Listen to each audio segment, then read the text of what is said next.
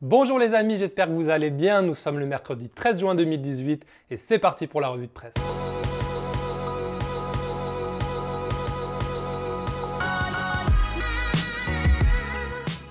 Et on commence tout de suite. Non, on commence pas tout de suite cette revue de presse par la une de ci, la une de ça. On commence par ça, regardez.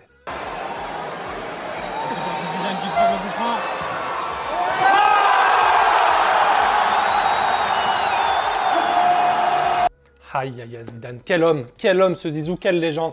Et oui, hier soir, vous avez sûrement dû regarder le match comme moi. France 98 jouait contre une sélection FIFA et Zizou, il a encore régalé.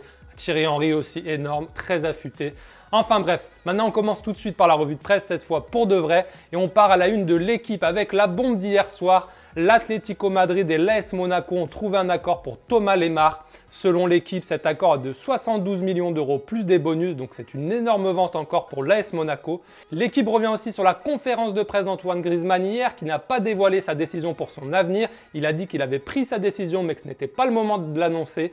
Du coup, alors là, tout le monde se demande, est-ce qu'il va rester à l'Atlético? Est-ce qu'il va partir au Barça? Personne ne sait vraiment. Pour l'équipe, en tout cas, Griezmann semble parti pour rester à l'Atlético Madrid. Il aurait même demandé des garanties sportives et du coup, l'arrivée de Lemar serait une bonne nouvelle en ce sens. L'équipe nous dit aussi que l'Atlético Madrid pourrait recruter un autre joueur de Monaco. C'est plus l'Atlético de Madrid, c'est l'Atlético de Monaco puisque Djibril Sidibé pourrait aussi bientôt signer selon le quotidien français. On part maintenant en Espagne où évidemment il y a deux informations qui font la une. Il y a évidemment Lopetegui qui est devenu le nouvel entraîneur du Real Madrid, on va en parler juste après. Mais donc il y a aussi cette conférence de presse d'Antoine Griezmann et contrairement donc à l'équipe, Mundo Deportivo juge que cette non-annonce, cette non-décision annoncée de Griezmann veut dire en fait qu'il attend le 1er juillet pour signer au Barça. Hier soir, la Cadena Ser, une radio madrilène, disait qu'il avait 95% de rejoindre le FC Barcelone.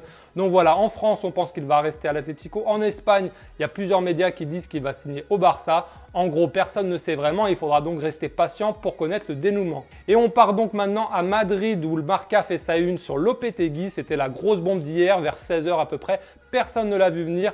Aucun média ne l'avait annoncé, donc Lopetegui a été annoncé nouvel entraîneur du Real Madrid pour les 3 prochaines saisons. Il va d'abord faire la Coupe du Monde et ensuite rejoindre le Real. Et donc le timing est un petit peu dérangé puisque ce vendredi, il y a un gros match de Coupe du Monde entre l'Espagne et le Portugal. Et du coup, tout le monde s'est étonné que cette annonce tombe à ce moment-là, à 2-3 jours du match. Et Marca nous dit même ce matin, ils ne l'ont pas mis à leur une, mais ils disent ce matin que le président de la Fédération espagnole de football est furieux et qu'il penserait même à virer Lopetegui avant le coup d'envoi de la Coupe du Monde. Alors ça semble complètement improbable, mais en tout cas, on va surveiller ça de très près. Et cette annonce, elle fait la une de toutes les gazettes espagnoles et on est un petit peu tatillon, notamment en Catalogne. Vous savez, on aime bien tailler le Real Madrid.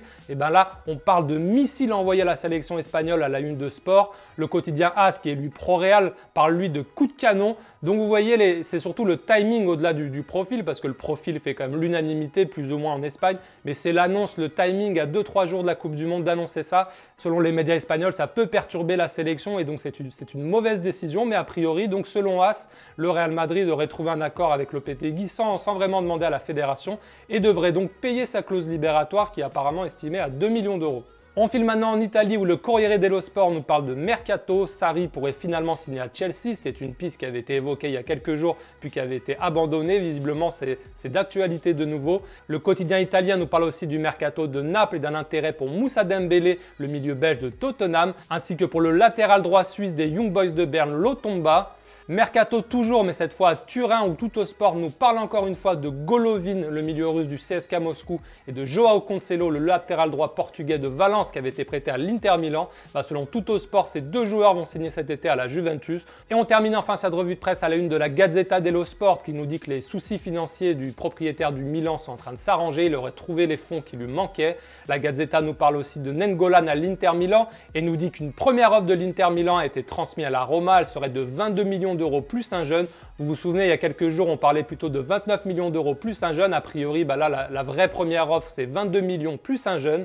Et à noter aussi cette information importante relayée par la Gazzetta dello Sport et qui tourne depuis maintenant 2-3 jours.